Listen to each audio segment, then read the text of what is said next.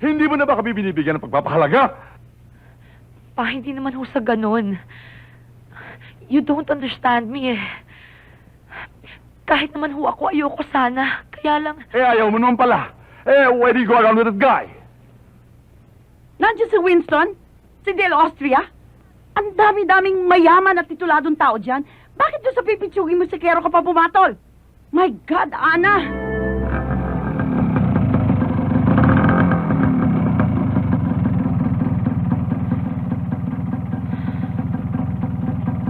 Ito bayad, Mama.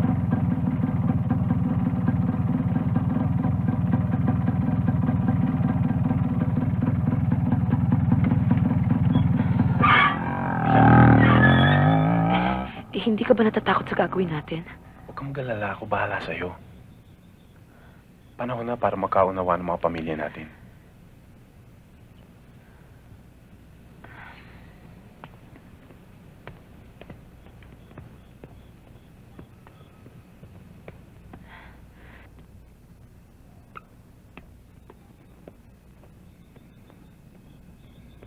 Kuya, si Ana. Magandang gabi. Ang Kuya Edong ko. Eric, kilala ko siya. Ba't mo siya sinama dito? Kuya, importante yung sadya namin kay Itay. Halika, tumuloy kayo. Eric, Opo, tay. ano ba yan, Tay. anak? Kumain ka na sa malamig na itong hapon. Magandang gabi ho, Mang Perong. Ano po, Tay? Sinama ko siya dito para linawin ang matagal ng alitan ng pamilya natin. Anong dapat linawin? Eric, 22 taong kong isinumpa ang pamilya ng babae yan. Di ba? Mamamatay tao ang ama niyan. Tay, Ang ama niya ang pamatay sa nanay niyo. Mang Berong, hindi po totoo yun. Ginawa po ng papa kong lahat ng magagawa niya, kaya lang po talagang nakatakda na po. Sinungaling! Tay, nakakaya naman ho. Anong nakakahiya? Palayasan niyo sa pamamahay ko, babae yan. Nagkakaunawa na ho kami ni Ana. Ano ka mo? Nag-iibigan na ho kami. Eric! Tay! Mang Berong! Eric, baka inatake siya sa puso. Dali natin siya sa ospital na yun din. Kuya! Sasakyan, dali! Oo.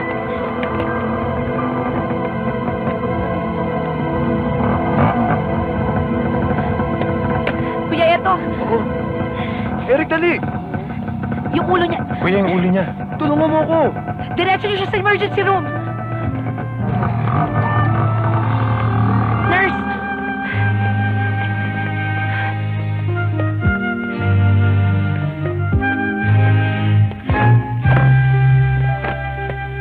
Anong ibig sabihin ito? Patulungan niyo akong gamutin si Mang Berong. It's a stroke. No, never will I do it.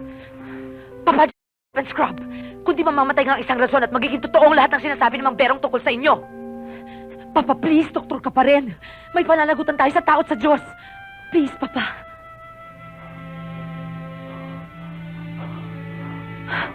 Please.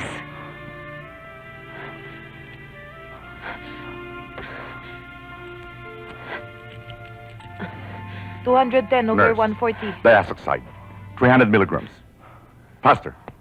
This is too much. Dadalhin pa sa ospital ko ang walang utang na loob na berong na yon. Chinichismis ka na sa buong bayan. Pintas ako ng pintas sa buong pamilya niya. Yung pala ikaw ang magiging girlfriend ng Eric Razon na yon. Nakakahiya! Ano ba ang binakain sa'yo ng lalaking yan? Ang dami namang lalaking interesado sa'yo. Of all people, ang anak pa ng kaaway ko. Hindi mo na ba kami binibigyan ng pagpapahalaga? Pa, hindi naman ho sa ganun. You don't understand me eh. Kahit naman ho ako, ayoko sana. Kaya lang... Ayaw mo naman pala. Why do you go around with that guy? Nandiyan si Winston? Si Del Austria?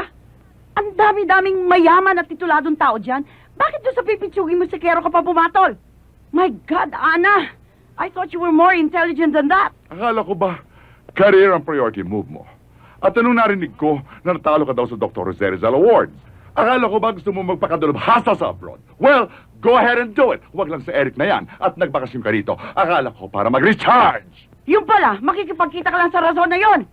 Ano ba talaga, Ana? Anong nakita mo sa kanya? Bakit siya pa? Ewan ko, hindi ko alam. Walang dahilan. Basta mahal ko siya. Siya ang gusto ko. Talagang hindi ko matatanggap na mapangasawa mo ang hampas lupang yan. Ma, ang iniinsulto mo ay ang lalaking mahal ko. ako nasasaktan sa ginagawa mo.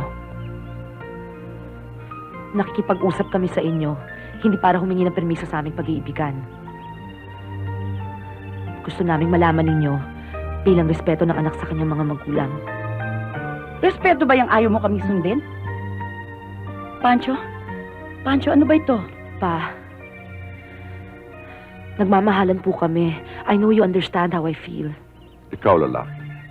Ano may bibigay mo sa aking anak? Mapaliligaya mo ba siya? Wala akong kayamanan kagaya sa inyo. Pero masusuklian ko ng tapat na pag-ibig at hangarin sa inyong anak. Mapapakain mo ba siya? Ang aking sining, ang aking musika, buong pag-ibig kong inihahandog para sa kanya. Alam niyo, lahat po tayo mawawala rin dito sa mundong ito. Subalit ang mga awit ko para kay Anay, mananatiling buhay habang panahon.